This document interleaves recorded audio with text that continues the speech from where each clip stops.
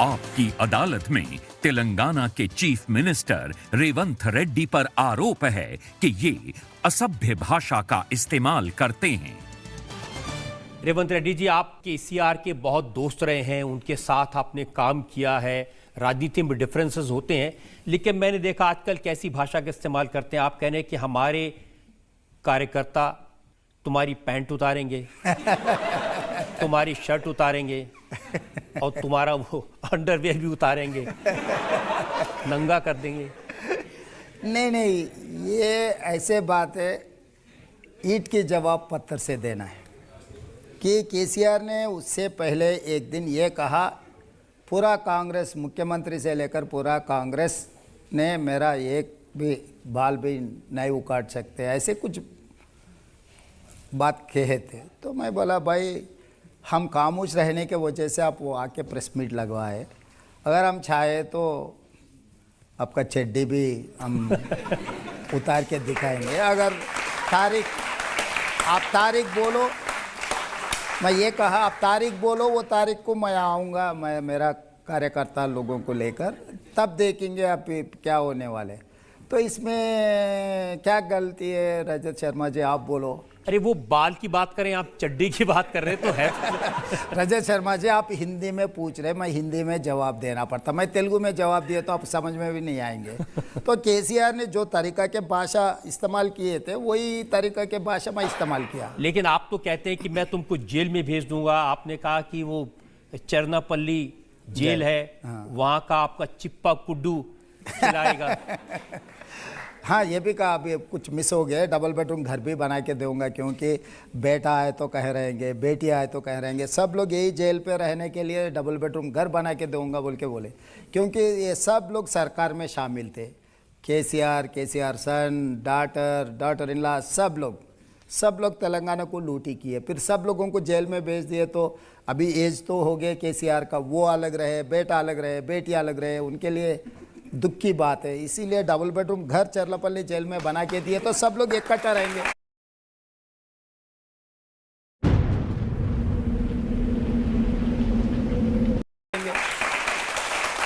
कितना human being हूं मैं, आप देखो।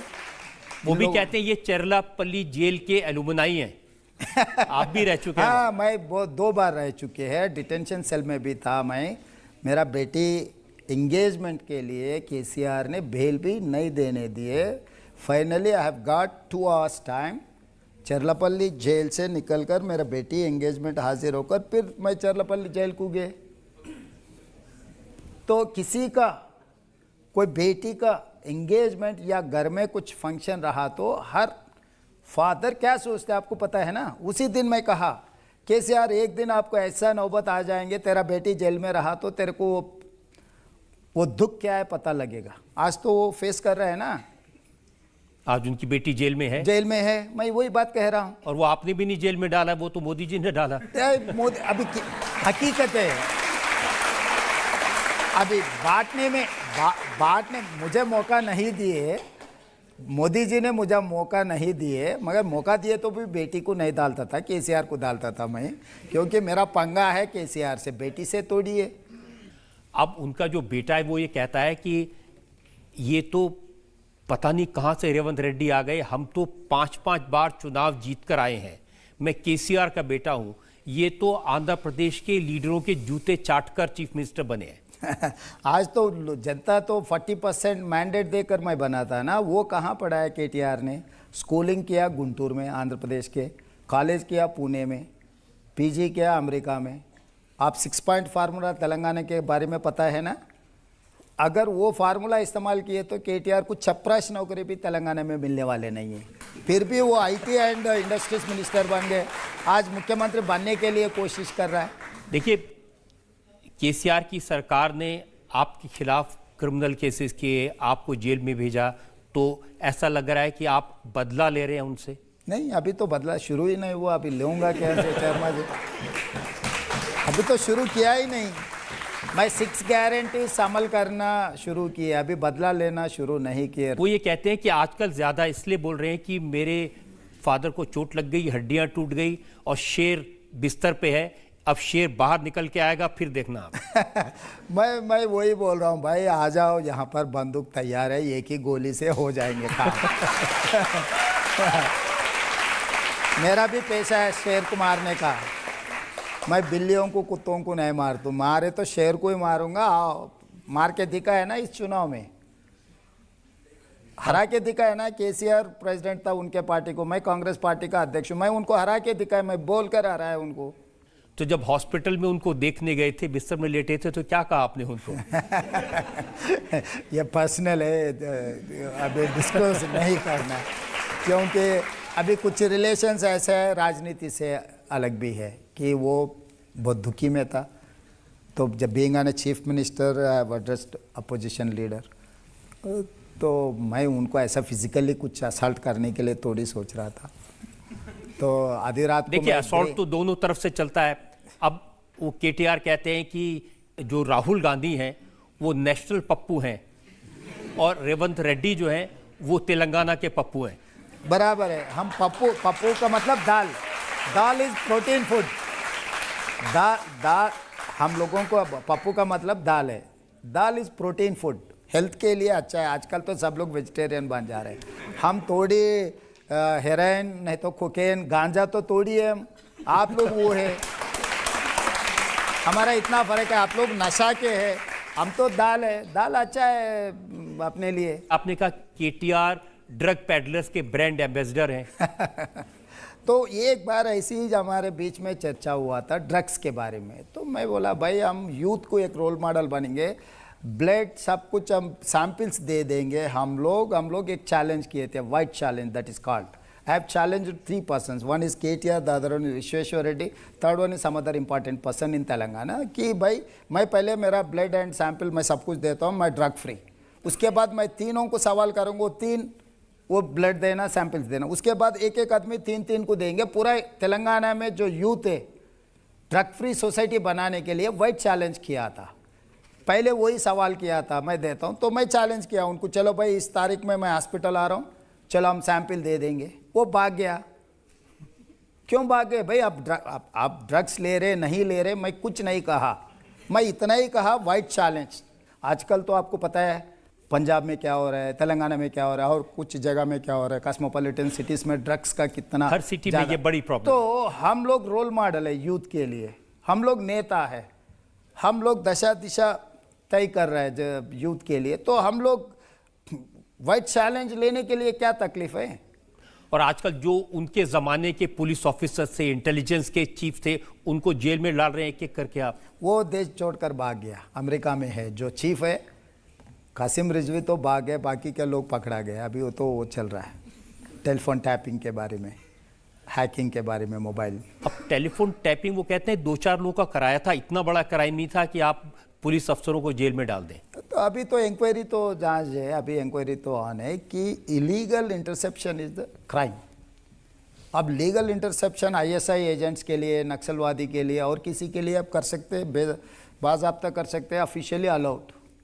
Unofficially thousands of numbers, business tycoons, जो रियल्टर्स है, पॉलिटिशियंस है, परिवार है, किसी को नहीं छोड़ा है।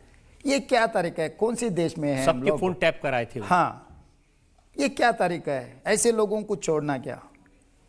अगर आगे और इनसे भी गलत आदमी अगर कुर्सी में बैठे तो क्या प्राइवेसी, क्या वाइफ एंड हस्बैंड के बीच में भी जो बात होती है आप सुनने के लिए कोशिश कर रहे हैं? ये क्या तरीका है? कौन सी दुनिया में है हम लोग?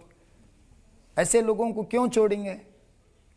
लेकिन आपने भी तो उनके घर के ऊपर ड्रोन उड़ा दिए थे। हाँ, फार्म हाउस के ऊपर। सही है, मैं नहीं, कोई पत्रकार ने ड्रोन उड़ा के मेरा पूरा दिखाया था। मैं वो ऑफिशियली मैं चैलेंज किया था, भाई आप 25 एकड़ में एक जबरदस्त पैलेस बनाया, इट्स वर्थ ऑफ 500 करोड़। आप पहले आपको चप्पल नहीं था, अभी तो इतना 500 करोड़ पैलेस कहाँ से आ गए? मैं प्रेस मीट लगा के बोले तो वो चैलेंज किया, कहाँ है दिखाओ। तो मैं अनाउंस किया, भाई ये टाइम को मैं आ रहा हूँ आपके पैलेस में दिखाने के लिए। मैं सब मीडिया को लेकर गए तो कम से कम 5000 पुलिस लोगों को घेर के रखे, वहाँ पर नहीं आने दिए। वहाँ पर जाने के बाद वो उसका पैलेस मैं दिखाया था, ये पैलेस कहाँ से कमाया। तो उसमें वही केस में मैं उनका पैलेस दिखाया बोल के, मैं एमपी था, मैं लोकसभा चल रहे थे, मेरे लोगों को उठा के जेल में डाल दिए। रिमांड कर दिए। तो मैं पार्लियामेंट छोड़कर सीधा सीधा थाने पे गया। थाने पे जाते मुझे भी उठा के जेल पे डाल दिए। भाई आपका इलीगल प्रॉपर्टी दिखाए तो जेल में भी डिटेंशन सेल, वहाँ पर ISI एजेंट्स था, सबको खाली करवा दिए। 16 डेज डिटेंशन सेल में रखा है।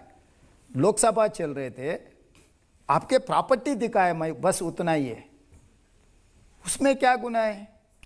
तो अब आप चीफ मिनिस्टर हैं, अब आप भी छोड़ेंगे नहीं? नहीं नहीं, ऐसे काम नहीं करता हूँ। जो लोग मेरे को आज ये कुर्सी दिए, जिम्मेदारी दिए, बहुत बड़ा सोच कर दिए, लोगों के लिए कुछ अच्छा करने के लिए, 6 गारंटीज इंप्लीमेंट करने के लिए, लॉ एंड ऑर्डर सुधारने के लिए, ड्रग फ्री हैदराबाद बनाने के लिए मुझे ये कुर्सी दिए। KCR KTR को मारना है तो मेरे कुछ भी ज़रूरी नहीं थे, असेंबली में मैं जाके थप्पड़ मारता था।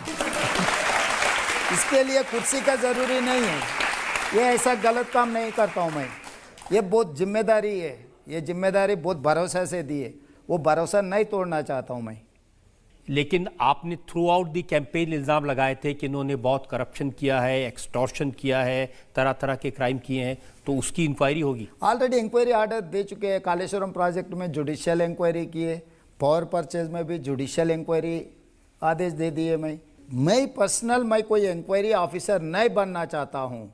एक प्रोसीजर के हिसाब से एक इंक्वायरी करूंगा, इंक्वायरी में जो आउटकम आ जाएंगे वो तरीका से। कालेश्वरम के बारे में मैंने उनका बयान पढ़ा था, उन्होंने कहा कि इल्जाम लगाया कि इसमें राहुल गांधी ने कहा 1 लाख करोड़ का घपला हुआ, लेकिन वो प्रोजेक्ट ही 80,000 करोड़ का है। वो गलत बोल रहा है। आज मैं परसों इसीलिए मैं वाइट पेपर रिलीज किया असेंबली में, तब पूछा था कि हरीश राव इरिगेशन मिनिस्टर जो KCR के भांजे हैं, उनसे पूछा था मैं, भाई तुम ये बयान दिया था, अभी तक 1,02,000 करोड़ पेमेंट कर चुके, प्रोजेक्ट डिज़ाइन फॉर 1,47,000 करोड़ का इंक्लूडिंग कैग रिपोर्ट भी दी, अब क्यों झूठ बोल रहा है? वो कुछ नहीं कहा। वो ऐसा है, झूठ बोलने में अगर कोई मेडल रहा तो हिंदुस्तान में बाप बेटे को दोनों को इक्वली मिलने वाले हैं और किसी को मौका ही नहीं मिलेगा। जनता से 1-2 सवाल अब ले सकते हैं अभी। शशि थरूर जो कि आप ही की पार्टी के नेता हैं, मिनिस्टर भी रहे हैं और बहुत ही अच्छे डिप्लोमेट भी हैं, at the same time educated भी हैं, तो आपने उन्हें गधा कहा, ऐसा क्यों सर?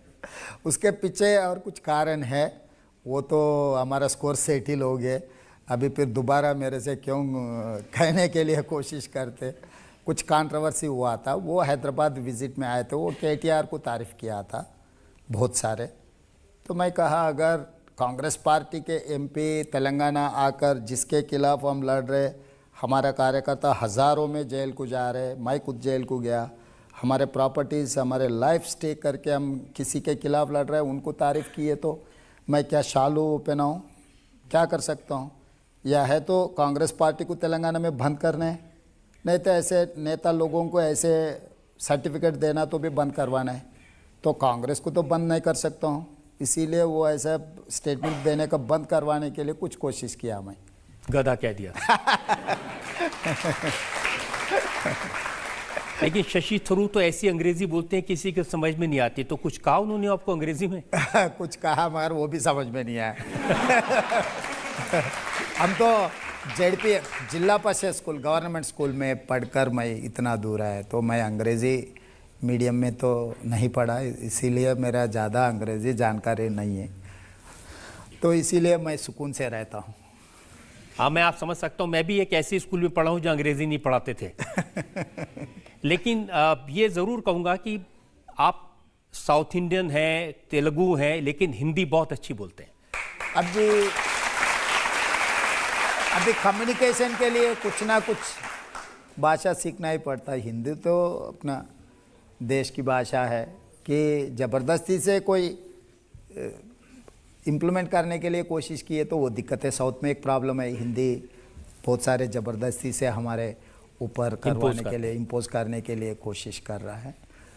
तो अभी तेलंगाना स्टेट में उर्दू भी नॉन लैंग्वेज बिकॉज ऑफ निज़ाम सरकार, तो हम लोग हिंदी ऐसे भी अभी पार्लियामेंट में भी कुछ बोलना है तो थोड़ा बहुत हिंदी सीख लेना। किसी दिन प्राइम मिनिस्टर बनना पड़ा तो हिंदी आनी पड़ेगी। अभी चलो किस्मत कहाँ लेकर जाएंगे, हम क्या बोलेंगे रजत शर्मा जी। तो एक ब्रेक के रुकते हो, ब्रेक के बाद आपकी अदालत में रेवंत रेड्डी पर इल्जाम और तो सवाल आपका एक और मैं किसी का मिर्ची पे